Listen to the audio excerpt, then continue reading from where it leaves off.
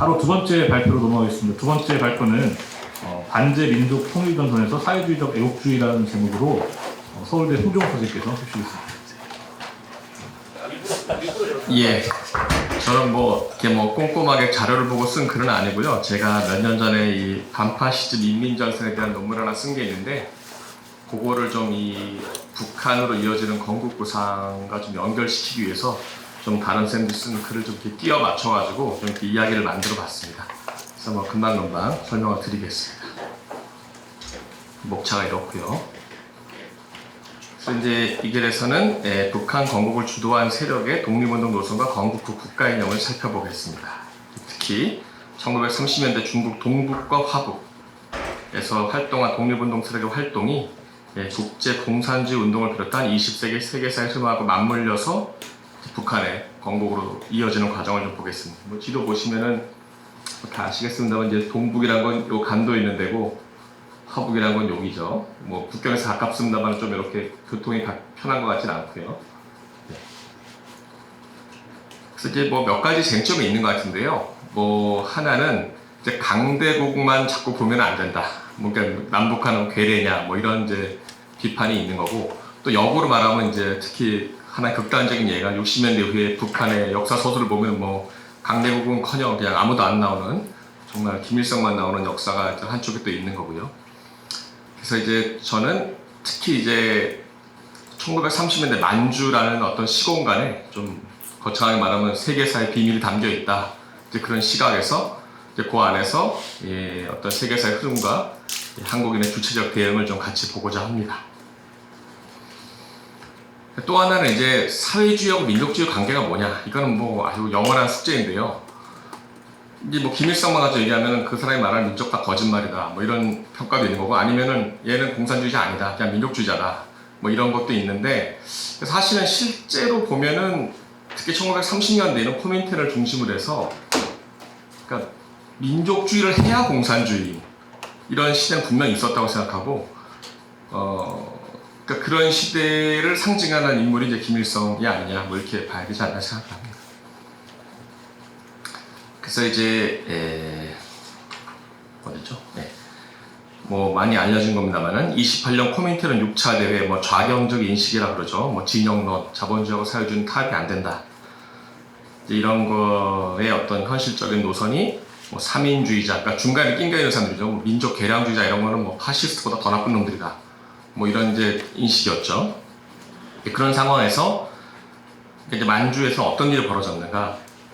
그러니까 소련이 제국주의 시절부터 갖고 있던 그 이권이 있는 거죠. 이제 중동 철도라 그러죠. 그러니까 요 남만주 철도는 일본이 가져갔는데 요쪽 철도는 계속 해방 후까지도 이제 소련이 이권을 가지고 있었는데, 요거를 이제 중국의 국민혁명의 과정에서 장항량을 앞세워서 이제 누구죠? 국민정부에서 이제 이권을 회수하려고 그러는 거죠. 근데 거기에 대해서 이제 소비에트가 이제 제국주의적으로 이렇게 충돌이 벌어지는 거죠. 그럼 사실은 이제 중국 공산당이 이제 애매해지는 거죠. 중국 사람이라고 생각하면은 저거를 이제 중국 거지만은 자기는 공산당이니까 코민테른의 지시로 이제 소비에트가 맞다. 이렇게 하고 있는데, 문제는 거기에 다수의 이제 조선인 공산주의자들이 활동을 하고 있었는데, 중국 공산당이 판단할 때는 일단 조선인 공산주의자들 그 쟁점에 전혀 관심이 없는 겁니다. 반일만 하고, 그러니까 너희들 뭐하냐? 다 중국 공산당 다 들어와라. 이렇게 이제 설명을 하더라고요.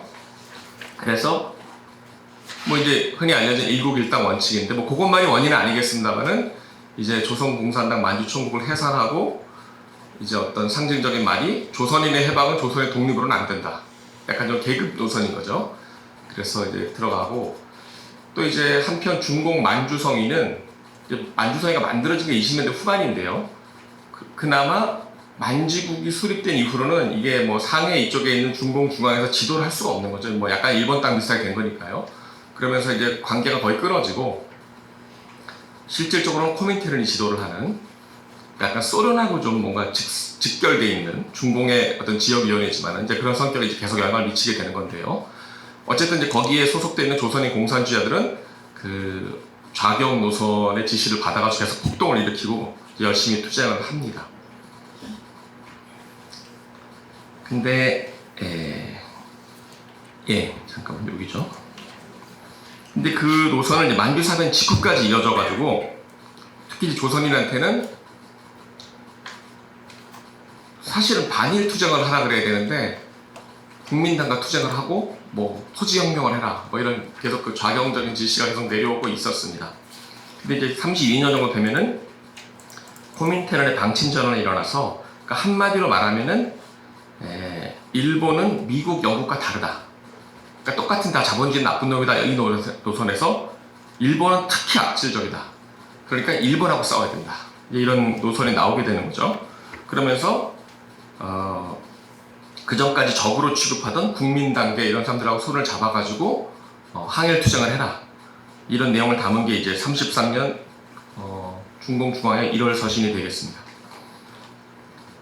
예. 근데 여기서 이제 요런 대목에서 얘기 맞나? 얘기가 붕 뜨는 느낌이 들지? 뭐 하여튼 그 일본 역사학자가 뭐 이제 일본적인 관점에서 보면 이렇게 설명을 할 수밖에 없겠습니다만은 제2차 세계대전은 만주사변에서 시작된 거다. 그러니까 특히 또 간도, 남만주 이런 데서 시작된 거다. 이렇게 이제 말을 하면서 했고요. 그 다음에 이제 그 35년에 이제 코민테른 7차 대회에 걸려가지고 이제 반파시즘 인민전선론이 이제 공식화된 대회로 유명한데 여기에 이제 중요한 보고 중에 하나가 이탈리아 사람 톨리아티가 보고를 하는데 이제 28년 대회 이래에 그걸 우리가 바꿔야 된다. 왜냐 정세가 변했기 때문이다. 이렇게 설명을 하는데 그 정세가 변한 거의 첫 번째가 일본이 만주를 쳐들어갔다. 세상이 변했다. 이런 얘기를 하는 겁니다. 그러면서 이제 아까 말한 것처럼 미국, 영국, 일본 다 나쁜 놈이 아니라 일단 일본이 제일 나쁜 놈이다. 그러니까 좀 파시스트하고 제국주의자를 구별하는 이런 의식이 나오게 되는 거죠. 그래서 이걸 봤을 때 아까 이에나가라는 사람의 그가 해가지고 우리가 잘 알고 있는 연합국 대 주축국의 반파시즘 전쟁으로 수행된 제2차 세계대전의 인데요. 그거는 바로 지금 설명드린 것처럼 31년 일본을 보통 제국주의와 구별되는 파시즘으로 규정하고 후일 국공합작으로 이어지는 광범한 민족 통일 전선을 형성하는 데서 2차 대전적인 구도가 이제 시작이 됐다는 거죠. 그러니까 이런 한가운데 이제 조선 사람들이 있게 되는 건데 우리가 잘 알고 있습니다만 이제 간도, 뭐 동쪽 만주라고 해서 동만이라고 그러죠. 여기는 이제 중국 땅이지만 하여튼 실질적으로 일본이 통치하는 총영사관에서 뭐 다 뭐 경찰도 있고 막 이렇게요. 근데 그러다 보니까 우리가 좀 이제 한국사 서술을 많이 간과하는 게 있는데 하여튼 중국 사람들이 한마디로 말하면 뭐 여러 가지 측면이 있겠지만은 간도에 있는 조선 사람들은 일본인의 앞잡이.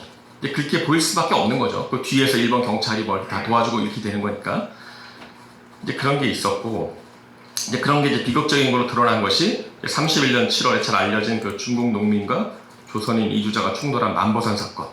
또 그게 이제 조선 국내에 가짜 뉴스로 전해지면서 예컨대 평양에서만 하룻밤에 120명인가 중국 사람이 맞아 죽는 사실 이건 좀 굉장히 우리가 반성해야 되는 사건인데 이런 중국인 학살 사건도 일어나고 근데 이게 뭐 중국 사람들은 다 아는 거죠. 중국 신문에 나오니까 화교들이 다 돌아가고 그래서 뭐 이 당시에 뭐 한국 사람은 뭐 중국에서는 거의 뭐 너무너무 여론이 안 좋은 거죠.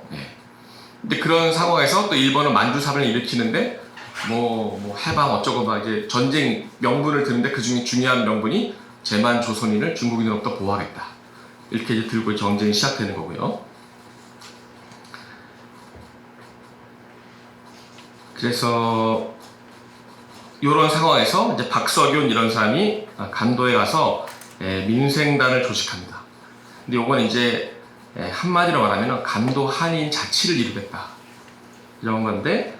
여기 이제 동네에 연변에 살고 있는 이제 수만 명의 한국 사람들한테 굉장히 인기가 있었던 거죠. 여기에서 이제 중국의 좌우파를 막론하고 이건 뭔 짓이냐, 뭐 약간 분리 독립적인 거잖아요. 중국 사람이 볼 때는. 그러니까 비판을 하는 거고요. 그래서 민생단은 흐지부지 되지만 중요한 거는 잘 알려졌다시피 한국에 대한 좀 나쁜 감정부터 시작해가지고 이제 반민생단 투쟁이 시작되면서 이제 한중 연합 유격대인데 거기서 뭐 조선인들이 뭐 엄청나게 탄압을 받는 거죠. 그래서 이제 당시에 일본 관원이 잘 파악을 한 건데 그러니까 중국적으로 볼 때는 항일 인민전선이 발달하고 있는 거예요. 국민당하고 공산당이 같이 하고 있는데 근데 반면에서 조선 사람은 완전히 그냥 작살이 나고 있는 그 부대 내에서 그러니까 이제 저희가 평가할 때는 중국 민족주의가 한국 민족주의를 억압하는 그런 상황이었다고 볼 수 있겠습니다. 그러니까 이런 상황에서 이제 35년에 위증민이라는 사람이 이제 여기 파견이 되는데 이제 어떤 상황에서 파견이 된 거냐면은 뭐 어떻게 이제 그 반민생단이 그게 너무 심해져가지고 어떻게 뭐 운영이 안 될 정도로 그런 상황인 거죠. 그러니까 이제 그런 걸 이제 반성하는 의미에서 좀 고려 민족의 어떤 자치권을 인정해줘야 된다 이런 얘기가 나오고 있었는데 이제 그 현장에 위증민이 지도자로 있었던 거고요. 근데 마침 위증민이 이제 꽤 엘리트인데요. 이제 그 중공 대표로 어떤 현장의 대표로 모스크바로 파견이 됩니다. 코민테른 7차 대회 준비를 위해서 이제 거기에 가서 이 상황을 충분히 보고를 했습니다. 반민생단 뭐 이렇게 이런 상황을. 그리고 그것이 많은 분들이 지적하는 게 중국 공산당의 8.1 선언과 거기에 같이 나온 소수민족 정책을 전환하겠다. 이런 거에 영향을 미쳤을 수밖에 없을 것이다. 이런 얘기가 되고 있고요. 그래서 이제 미즈노 나오키 선생 같은 사람이 반파시즘 인민전선으로 보통 이제 그 코민테른 7차 대회가 유명한데 사실 가장 중요한 건 민족의 복권이다. 그래서 이제 제가 그런 걸 읽고서 다시 한번 옛날부터 갖고 있던 막 디미트로프 태제를 읽어보니까 사실 뜻밖에도 가장 중요한 거는 민족의 고유한 어떤 문화유산 이런 걸 갖고 우리가 다 공산주의자들이 지지해야 된다. 이런 얘기가 계속 나오는 거죠. 그래서 뭐 어떤 투쟁 노선도 결론은 뭐냐. 각 민족이 알아서 해라. 약간 이런 게 이제 7차 대회 정신인 것 같습니다. 그래서 이제 그런 게 나온 게 양송의 논문이라는 게 유명한 게 있는데 이게 이제 어떻게 보면 36년 이후 만주에서의 한인운동의 방향을 지시하는 그러니까 중한민족이 연합해서 한인민족 자치구를 건립해라. 사실 이거는 민생단이 하던 얘기거든요. 그 다음에 뭐 동북한인연구원 만들어라. 그 다음에 나중에 조국광복회로 이어지는 한국민족혁명당 만들어야 된다. 이런 얘기를 이제 중국 공산당이 해주는 거죠. 그래서 얘기가 또 이게 들어가네. 근데 하여튼간 위증민이 그 중동에 갔을 때 모스크바에 갔을 때 거기서 보고를 했는데 동만TV의 조선인 중국인 지도자 20명에 대해서 어떤 사람인지 보고를 했는데 거기에 이제 김일성에 대한 게 사실 이런 문서상으로는 처음으로 김일성이 나오는 문서라고 이제 해서 유명한 건데 좋은 평가를 갖고 있는 거죠. 좋은 평가를 갖고 있는데 특히 뭐 나쁜 점도 있는데 그건 뭐 다른 사람들 다 나오는 말이니까 별로 신경을 안 써도 된다 그러고요. 가장 그 눈에 띄는 거는 구국군과도 사이가 좋다. 근데 구국군은 누구냐면 국민당에 유력됩니다. 그러니까 조선 사람인데 중국 사람이랑 친한 걸 넘어가지고 국민당하고도 친하다. 그러니까 이런 보통 그런 인간관계가 아닌 거죠. 그래서 이 사람 특이한 사람이다. 이렇게 좋은 평가를 받고 있었다는 걸 알 수 있고요. 그래서 어떤 아까 양송 논문을 얘기를 했습니다. 근데 그 노선을 가지고 위증민이 만주에 돌아와가지고 36년 봄에 이제 아까 말씀드린 것처럼 동북 항일연구를 만들고 김일성이 사장에 임명이 되고 그래서 이제 그 김일성이 이제 자랑스럽게 자기 세계와 더불어를 회고록에 쓰고 있는데 그때까지 억울하게 갇혀있던 민생당 혐의자를 자기가 다 풀어주고 뭐 눈물을 흘리면서 우리가 같이 투쟁하기로 했다고 이런 장면이 나오는 겁니다. 그래서 이제 조국광복회가 막 만들어지는데 그 10대 강령을 보면은 이제 일본이 압수해가지고 이제 그런 사성회고 이런 데 실려 있는데 뭐 10개가 있는데요. 1항은 뭐 한국을 독립한다. 이거고요. 2항은 간도의 한인 진정한 자치를 실행한다. 이렇게 돼 있습니다. 근데 여기 이제 한중 민족의 친밀한 연합으로 이런 표현은 양성 논문의 표현이 그대로 살아 있습니다. 그러니까 이제 그런 영향을 알 수 있고요. 그다음에 이제 김일성이 이제 그 조국광복회가 여러 개 있는데 그 중에 하나가 김일성의 조국광복회인데 실질적으로 활동을 한 거는 김일성의 조국광복회다. 이제 이런 게 평가인데 우리가 잘 알고 있는 거는 이제 37년 6월에 고천보 전투를 해가지고 이름을 떨친 거죠. 그래서 이런 걸 보면은 어떤 아까 말씀드린 중공을 비롯한 국제공산주의 운동의 노선 전환에 김일성 같은 사람이 적극적으로 대응을 해가지고 조국광복회 운동으로 드러났다. 이렇게 볼 수 있는 거고요. 그 다음에 이제 화북에서 어떤 일이 벌어졌나를 그냥 간단하게만 보면은 조선의용대가 북상해가지고 조선독립동맹이 만들어지고 이제 조선의용군으로 개편이 되고 근데 그 무렵에 이제 연안의 중국 공산당에서 모택동 주도로 이른바 정풍운동이 시작돼서 모택동 사상이 막 이렇게 찬양되고 왕명이 비판을 받고 근데 이런 분위기가 중국 고참당원 무정을 통해서 독립동맹 내부에도 들어와가지고 무정이 최창희를 공격하고 뭐 이런 상황이 이제 벌어집니다. 그래서 이건 이제 약간 뭐 문화혁명 이런 걸 떠올리시면 되는데 조선인에게는 조선인으로서의 정체성을 이렇게 내세우면은 반동으로 몰리는 약간 이런 상황. 그래서 그전에는 뭐 김구 막 이런 사람도 연안에서 막 사진 붙여놓고 그랬는데 이제 그런 것도 다 없어지고 그 가장 중요한 건 조선의용군의 지휘권이 독립동맹에서 중공으로 넘어가는 이런 이제 문제가 있습니다. 그래서 이거는 사실 지도부만의 문제가 아니고 사실 뭐 당연한 건데 어떤 그 농민들 사이에서도 이렇게 직자적인 내셔널리즘이 있는 거니까 이제 그런 게 어떤 그런 반영이 됐다고 보고요. 예, 박일호라는 인물이 거기서 이제 활동을 하고 예, 뭐 이렇습니다. 그래서 이제 박일호는 뭐 나중에 글을 보면 모택동이 아주 좋아했다. 근데 엄청 굉장한 인텔리였다 그러더라고요. 말도 잘하고. 그래서 중공 이 모택동의 어떤 뭐랄까 절대적인 지위가 확정된 걸로 유명한 중공 7차 대회에서 박일호가 이제 조선인 대표로 연설을 하죠. 그래서 좋은 일을 많이 하고. 근데 우리가 이제 모택동의 신민주주의론을 이제 한국에서 볼 때는 뭔가 공산주의보다는 뭐 유연하고 이제 뭐 그런 거니까 그렇게 많이 평가를 하는데 당시 정세에서 볼 때는 이제 국공합작을 부정하고 어떤 내전을 예고하는 좀 굉장히 어떻게 보면 좌경적인 그런 성격도 있었다 이런 평가도 있더라고요. 그래서 그런 건 좀 재미있는 것 같고요. 그래서 이제 이렇게 해서 이제 한국으로 오게 됩니다. 이 사람들이. 연안에 이제 월남 독립동맹도 있고 일본 반제동맹도 있었는데 그 지도자들이 전후에 다 한 가닥씩 하는데 사실 김두봉 독립동맹 위원장은 1인자는 못 됐잖아요. 북한에 와서. 이제 그런 평가가 있는데 그건 아마도 그 만주와 한반도는 중공 중앙보다는 소련에 가까웠던 그런 게 좀 관계가 있지 않나 싶습니다. 그리고 이제 해방 이야기인데요. 시간이 뭐 한 5분 더 해도 됩니까? 네. 네. 그럼 좀 천천히 하겠습니다. 늦은 줄 알고. 네. 그래서 제가 이제 뭐 그 천천히 이걸 한 게 아니라 가지고 좀 듬성듬성했는데. 그러니까 인민위원회라는 게 이제 자생적으로 만들어졌고 이제 사실 이제 그 혁명적 기운을 이제 소련이나 뭐 김일성이죠. 그 다음에 뭐 독립동맹 이런 사람들이 와가지고 뭐 억압한다 그러면 좀 그렇겠지만 이렇게 정비한다, 통제한다 그런 측면이 확실히 있는 것 같습니다. 그러니까 이제 그때 말하는 게 민주주의인 것 같아요. 민주주의. 그러니까 이제 그게 그러니까 민주주의를 의미를 우리가 좀 잘 생각해봐야 된다 이런 생각도 하게 되는데 그건 좀 어려운 이야기여서 하여튼 예. 그래서 이제 돌아와서 김일성이 20개조 정강을 발표하는데 이때 이제 그 북한에서는 이미 그 역사학자 이런 사람들이 이게 조국 광복회 10대 강령을 계승한 거다. 무엇보다 조국 광복회 10대 강령을 김일성이 쓴 게 아닌 거라고 이제 역사적으로 알려져 있는데 북한에서 물론 이제 김일성이 했다고 그러지만은 근데 이런 게 벌써 46년 7년 단계에서부터 뭐 학자들이 다 김일성이 한 거다 이렇게 얘기가 나오는 거죠.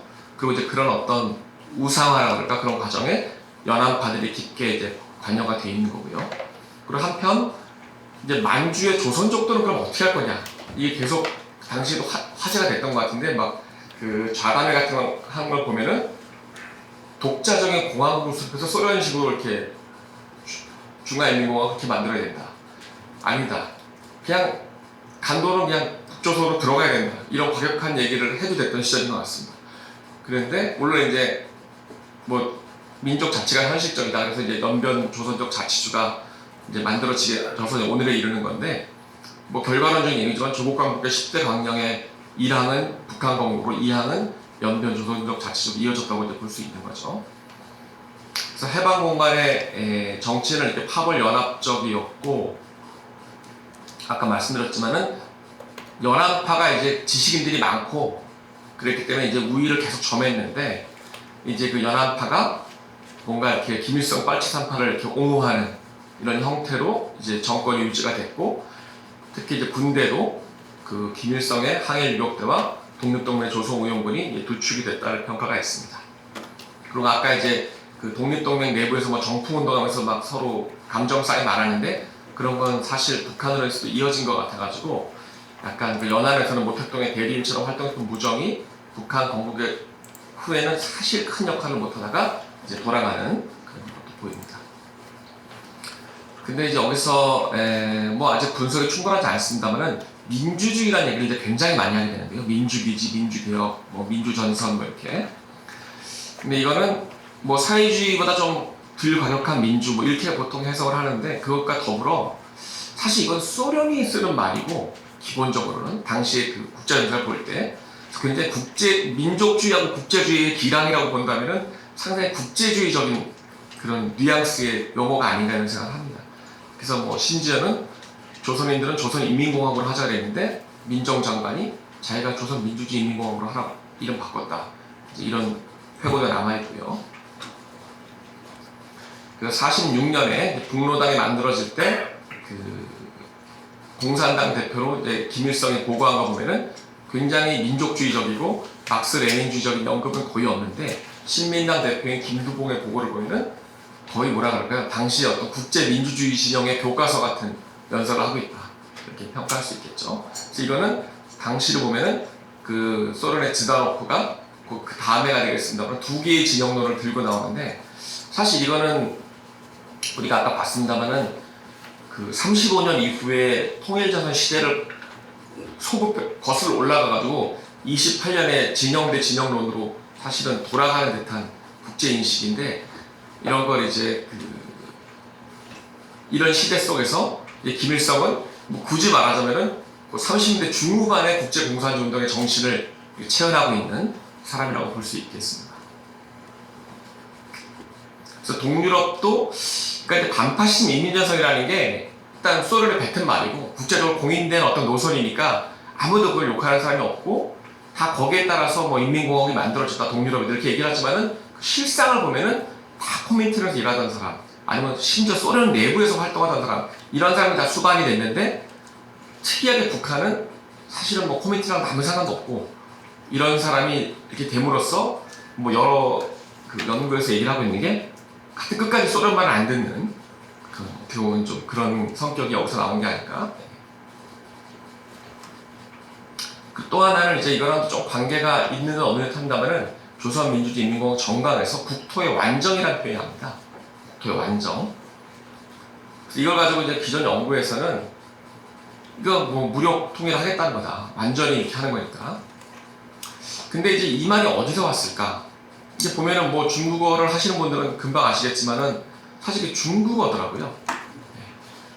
그래서 뭘 검색해보면 이런 게 나오는 건데요. 논문도 막 보고 그랬습니다만은 예컨대 유엔 헌장에 영토의 보전을 뭐 주권국가 이걸 보전한다 이런 말이 있는데 그거 이제 테리토리얼 인터그리티인데 그게 이제 중국어의 번역의 완전이더라고요. 국토의 인티그리티인 거죠. 완결성 같은 거. 그래서 물론 이제 뭐 완전 그런 벌써 이미지상 이렇게 뭔가 완전히 하겠다는 거니까 굉장히 무력적인 느낌이 나지만은 이 말 자체는 무슨 무력 통일이랑 관계 없는 거고 그냥 영토의 보전이다.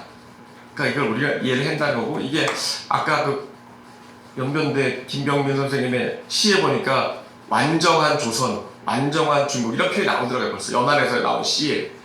그러니까 이제 그런 개념을 어떻게 보면 다 알고 있는 거죠. 그 독립동에서 활동하고 이런 사람들은 저 정강 같은 거 만들고 이럴 때 하여튼 그런 걸 좀 생각을 해봤고요. 그래서 이제 뭐 분단이 되고 이럴 때 유엔 조선 임시연단 만들어지고 이럴 때 김일성이 비판하는데 어떻게 비판하느냐? 이건 민족자결 원칙에 어긋난다. 그러니까 굉장히 그 윌슨적인 어떤 20세기적인 시대 정신을 무기로 삼아가지고 미국을 비판하는 이런 스탠스를 김일성이 취하고 있다는 걸 알 수 있습니다. 그래서 이제 전쟁이 끝난 다음에는 이제 소련하고 이제 좀 이렇게 중국하고 갈등이 더 심해지죠. 그러면서 이제 민족주의가 노골화되면서 하지만 이제 계속 이제 사회주의자들 문제가 되는 게 민족주의란 말은 절대 하지 않습니다. 민족이 좋다 그러지. 그러니까 우리가 하는 건 사회주의적 애국주의다. 민족주의는 아니다. 이렇게 말하는 데서 어떤 그 사회주의적인 그런 가치의 어려움 이런 걸 엿볼 수 있는 거고 이거는 뭐 좀 넘어가고요. 그러니까 주체사상 이후에도 예컨대 우리가 잘 아는 1986년에 김정일이 우리 민족 제일주의를 얘기를 합니다만은 그래도 또 한마디 단서를 붙이는 거죠. 공산주의자들이 민족주의자로 될 수는 없다.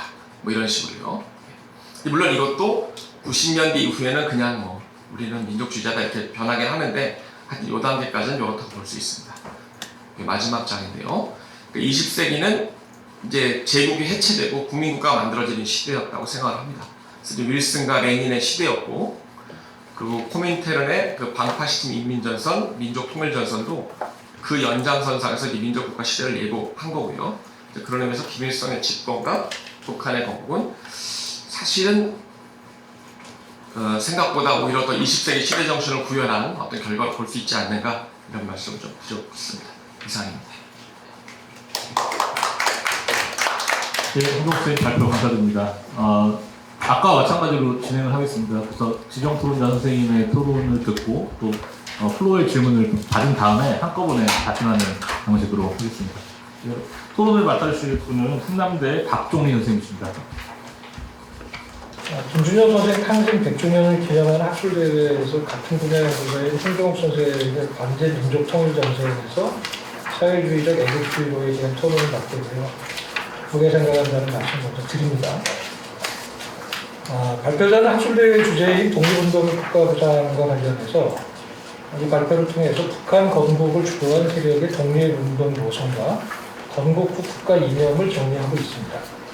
그리고 이를 위해서 조선민주주의인민공화국 수립으로 이어지는 과정을 30년대부터 이때까지 이어지는 과정을 국제공산주의 운동을 비롯한 20세기 세계사의 흐름과 맞물려서 살펴보고자 한 글입니다.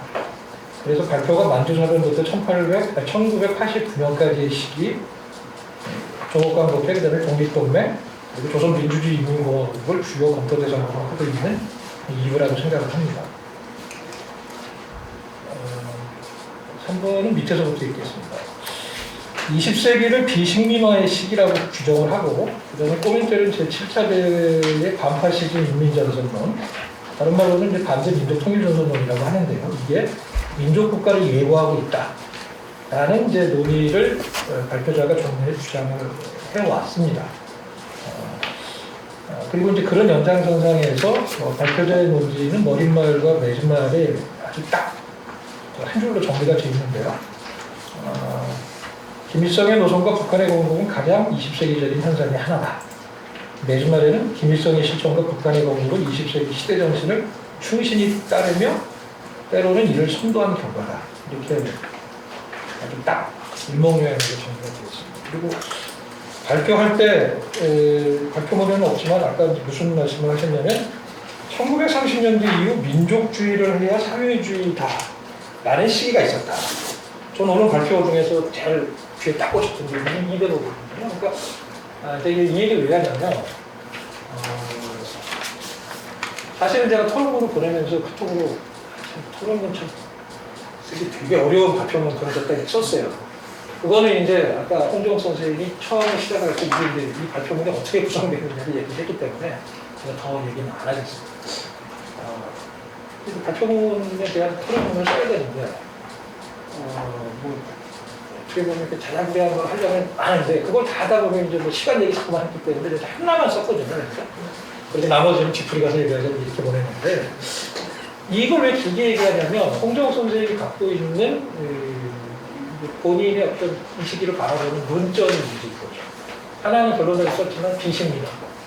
두 번째는 코멘테른 7차대를 바라보는 입장.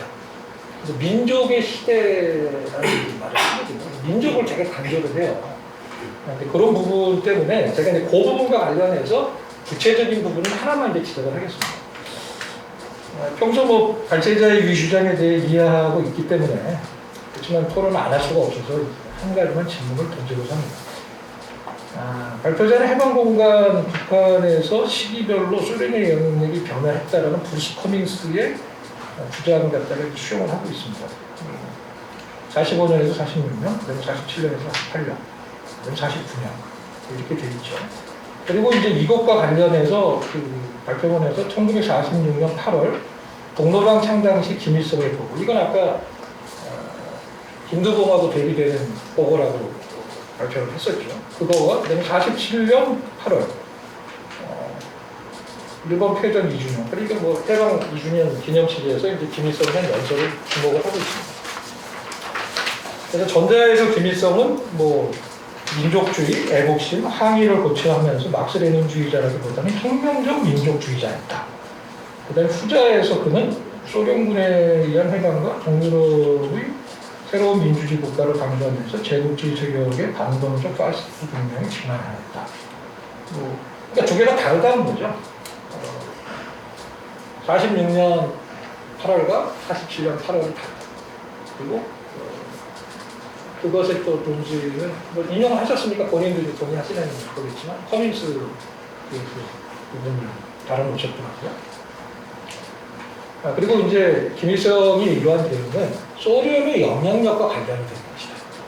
이렇게 논지를 전개를 하고 있어요. 그래서 따라서 김일성은 소련군이 주변에 있는 동안은 민족주의적인 자기 주장을 자제했다. 이렇게 이제 서술을 하고 있습니다. 근데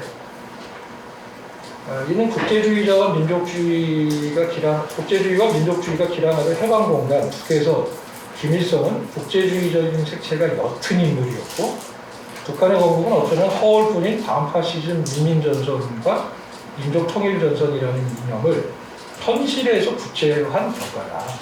라는 박혀져의 기본적인 논지와 연관이 있기 때문에 아마 이렇게 구성을 한 것 같습니다. 근데 제 의문은 해방 후부터 48년까지 조선민주주의인민공화국이 만들어질 때까지만 보더라도 북에서 소련의 영향력이 그 이제 뭐라고 쓸까 여러 번 고민하다가 본질적이라고 처음에 썼다 그러면 너무 센 것 같아서 추정스러워요. 그게 뭐 그런 것 같긴 하지만 소련의 영향력이 규정적이지 않았던 시기가 있었을까 도대체. 한국전쟁까지도 실제적으로 나중에 오케이가 스탈린이 이해가지고 됐다라는 다 알려져 있는 건데 물론 시기별로 이제 영향력의 강약은 존재했겠죠. 그 상황에 따라서 근데 그것이 김일성이 소련이 주둔해 있는 동안 민족주의적인 자기 주장을 자제했다는 주장으로까지 나아갈 수 있는 건지 발표문에서 제가 제일 궁금했던 거는 사실 그거였습니다. 그리고 그래서 이제 책을 홍정수 선생님이 이제 인용한 책을 찾아봤어요. 제가 사실은 토론을 할 때 이렇게까지는 안 하는데 너무 그냥 평소에 뭐 너무 잘 알고 뭐 항상 같이 써놓다고 그러는데 이렇게까지 주장을 하나. 그래서 찾아보니까 책에 이렇게 되어 있더라고요. 김일성은 소련군이 주둔해 있는 동안 민족주의적 자기 주장을 제기하지 않았지만 맞아요. 이렇게 써 있어요. 그와 비슷한 생각을 근데 1940년대에 찾기는 어렵지 않다. 이렇게 되어 있더라고요. 그리고 찾아보니까 또 이렇게 책에 48년 그 8월, 그러니까 똑같은 그 8월에 다른 연설에서는 김일성이 그런 주장을 또 했다고 해요. 그래서 제가 물어보고 싶은 거는 요거지만 사실 이게 박효자가 이제 생각하고 있는 코민테른 신차 계획에 대한 어떤 민족의 관로, 그것과 조선민주주의 인민공화국의 관로. 사실 이렇게 구도를 잡는 거죠. 하고 사실 이게 굉장히 딱딱 붙어있는 주장이라고 생각을 해요. 그래서 이제 이 부분만 대답을 해주시면 좋겠어요. 왜냐면 큰 얘기는 사실은 뭐 그렇게 되면 시간이 너무 많이 걸릴 것 같아서 제가 물어보는 그 질문의 핵심은 아셨을 테니까 그 부분 간단하게 정리 좀 해주셨으면 좋겠어요. 예, 이상입니다. 네, 선생님 감사합니다. 짧게 좀 말씀해 주십시오. 예. 우리 선생님 그 논문에서 이제 이렇게 보강돼야 될 부분이 있다고 봐요. 그게 뭐냐면은 그 통일 세미나에 갔더니 그 러시아에서 온 그 소련 그 국민대 그 새로운 교수님이신데 젊은 교수님이신데 그분이 그 최초의 그 공화정을 원동 공화국이라고 그래갖고 거기에 이제 주석이 이승만이고 그 총리가 김구, 그 다음에 국방부 장관이 김일성, 김성주로 얘기를 하더라고요. 그리고 그 당시에 저기 그 소련 영사관이 서울에 있었죠. 그리고 공산당 중앙본국이 어디냐면은 북로당이 아니고 남로당입니다. 그래서 이제 그 이후에 그 지리를 간단하게 그래서 그 소비에트에서 그 코민테른에서 그 얄타 미략에 의거해갖고 그 공산당 주도하에 그 주석을 이승만으로 세우려고 한 것이 이제 사실인 거죠. 그래서 그 부분을 논문에서 또 우리 역사학계에서 굉장히 잘 모르고 있어요. 그리고 그 부분을 좀 연구들을 좀 심도 있게 하셔야지 그 역사적인 진실이 드러날 거로 봅니다. 하지만 한 가지 이건 뭐 질문이라도 코멘트 가까운데 아까 선생님께서 민주주의라고 하는 용어가 국제주의적인 그런 성격을 가지고 있다고 해가지고 중화민주주의인민공화국이 아니라 중화인민공화국이에요. 북한보다 건국 당시에 덜 국제주의적이었던 건가 하는 생각이 잠깐 들었습니다. 예. 근데 그런 느낌이었고요. 또 한 가지는 반민생단 사건에 대해서 이제 중국 공산당 연구원 입장에서는 약간 다른 배경에 주목할 수 있지 않을까 하는 생각이 드는데, 반민생단 사건과 거의 비슷한 시기에 중화 소비에트 시기인데, 이때 뭐 A단 사건이라든지 중국 공산당 내부에서 권력 투쟁이 그 이후의 권력 투쟁과 다르게 굉장히 폭력적으로 아주 많은 사람들이 죽는 방식이 나타났거든요. 그래서 이걸 민족 문제도 아주 중요한 요인이겠지만 사실은 당시 중국 공산당이 가지고 있었던 조직 문화라든가 권력 투쟁의 방식이라고 하는 측면에서 접근해보는 것도 가능하지 않을까 하는 생각이 했습니다. 그럼 좀 예, 다시 사회자로 돌아와가지고 예, 답변 부탁드리겠습니다.